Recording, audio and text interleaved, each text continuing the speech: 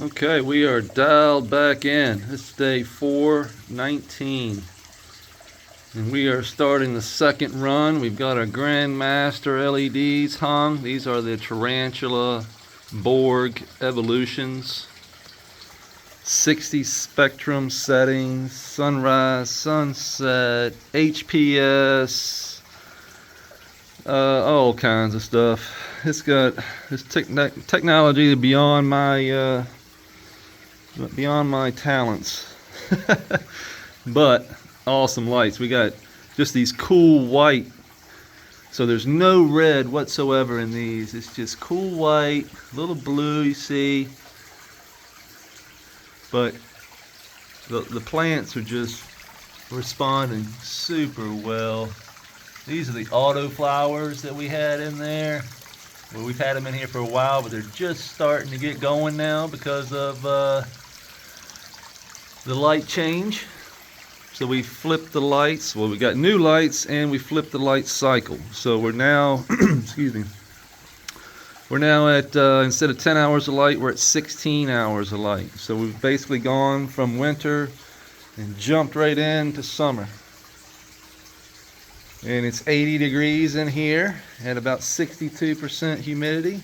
So we fluctuate between, we have the D hue set at 60. So we fluctuate between 60 and 65. Temperatures between 78 and 81. VPD stays around 130-ish to 140 at that range of temp and humidity.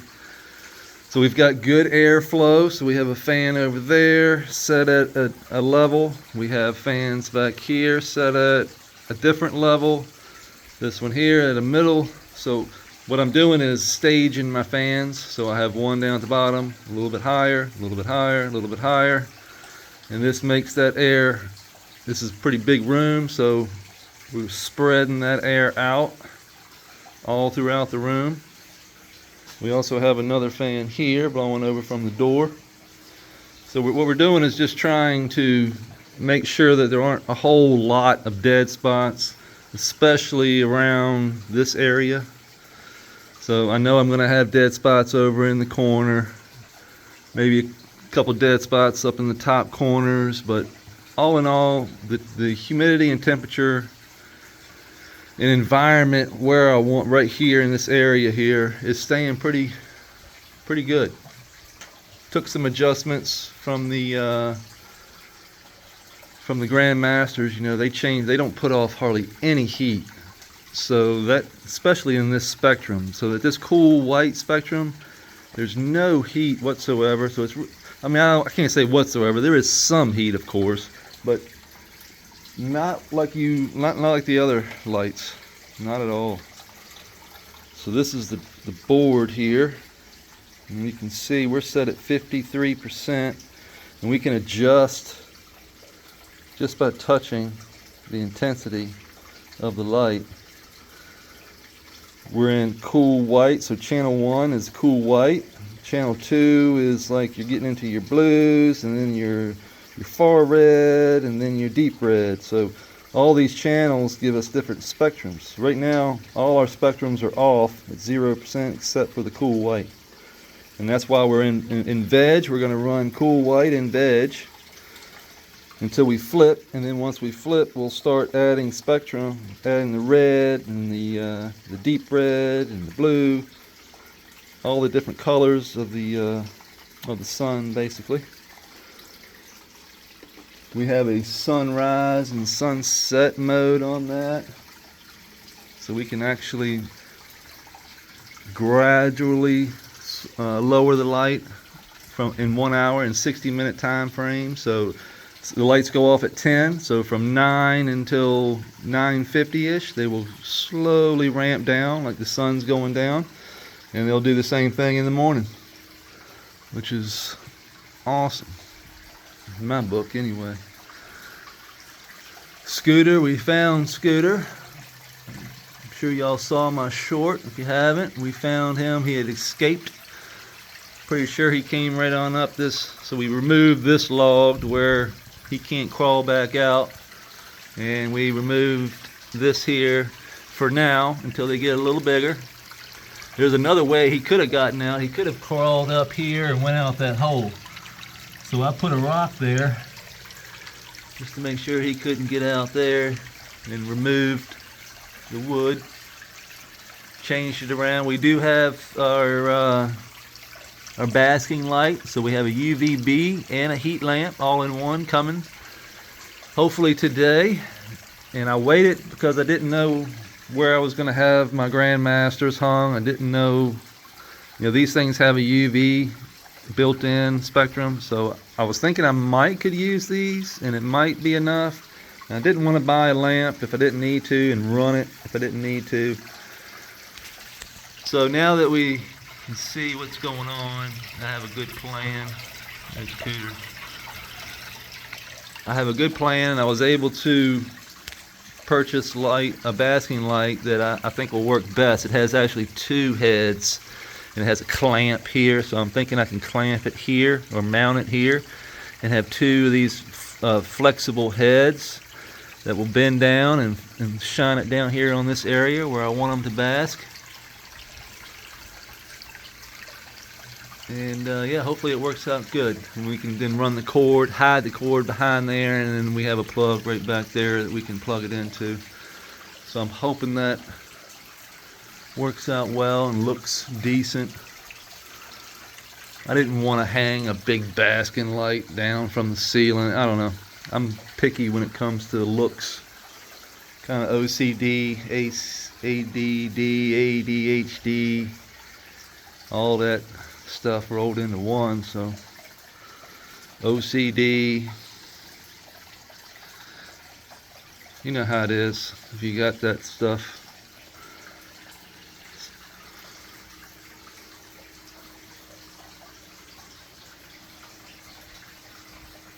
Definitely looks different without a whole lot of big cannabis plants in here, but they're on their way. You can see that they're tucked in. Those are bottomless pots. There is no bottom to those pots. Cut the bottom of those pots off. So they're actually, now they're triple potted. So we started them in this little here, and then we moved them over to here. We cut the bottom out of this, moved them into here, cut the bottom out of that, moved them into here. So we never removed the plant from the pot. Now once these get, up into here, we can just come in with a pair of scissors or a razor blade. I like a razor blade because it cuts through real easy, like a box cutter. You can just cut that off and then peel that right on off. It comes off, and we just build the dirt up around the plant, and we're good to go. No disturbance to the soil. That's kind of what I'm shooting for. Once I reset, do my chicken scratch, my IMO back in the top, lay the cover over. I don't want to touch the soil again until we reset again. So that's when all this will get broken down. It'll disappear by the end of this run. So last time it took, check out the little gold wing beetle. He's a good guy.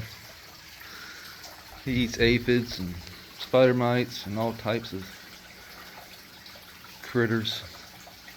Where was I at? Oh, all this stuff will get broken down. It took let's see, the last plant's 110 days, something like that, to finish. So it was, what is 110 days? That's almost 4 months. So we did the run in almost just under 4 months, and this run should be about the same, we hope. We're gonna find out. But now here's where the fun starts. This is where it really gets tricky. Like the first run, this is just the second run. It's only been 100 days, 100 and some days since we even turned this thing on. Everything is just getting settled in. It'll take a couple of years. We're already seeing how you can see that the moss is growing on top of that matter. So I was going to bring in more moss, but I'm realizing that that moss grows fast. You can see it's already starting to come. It'll cover all this with moss. We just got to be patient with it.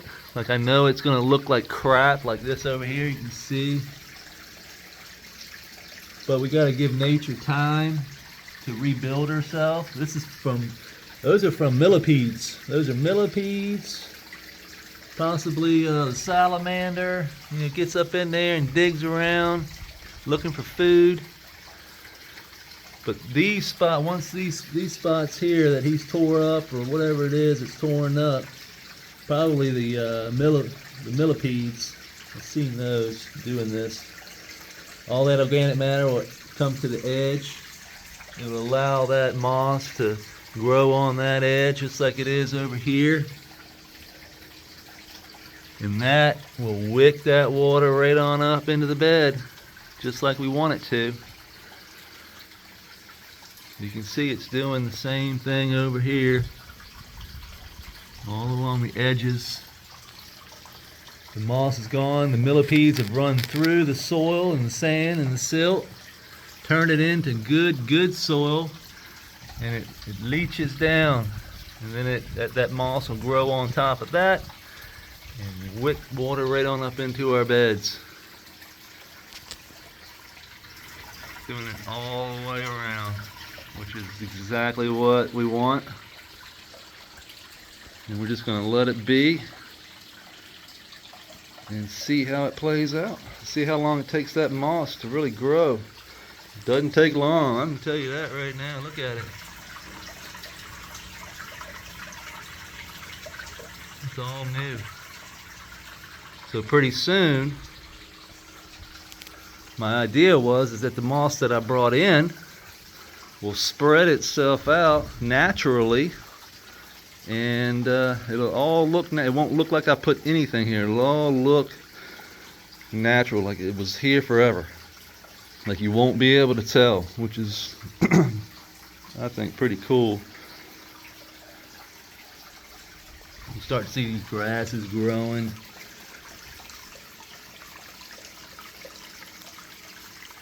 This thing's gonna take off with the light. Everything in here is gonna really take off with this new light. I can tell you that. Look at that giant housefly. Good Lord. I've seen him flying around here. You can see our conch shell we added. We found that in the middle of the woods. I mean, deep in the woods. That is one old conch shell. Excuse me. I assume that a seagull or eagle or something coming from the ocean brought that on up here. I'm about I don't know, bird flying by bird's flight, probably only 60 miles, maybe 50 miles from the ocean. Driving takes me about an hour and 10 minutes. So it's probably less than that. It's probably more like 30 miles for a bird.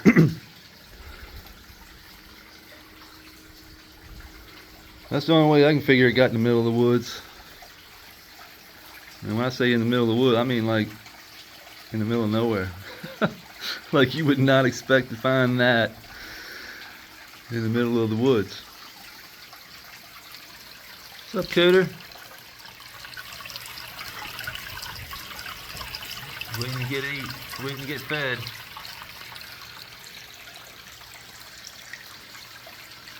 Scooter's back there, the escape artist. I saw him earlier. Well, that's today's walk around. I appreciate everybody following along. You can check the Grandmaster LEDs. Discount code Yellow Skunk. If you're looking for lights, you can get 10% off. All the money I make from selling these things is going to go right back into this. So that was the whole point. So y'all have a great day, and we'll see you tomorrow.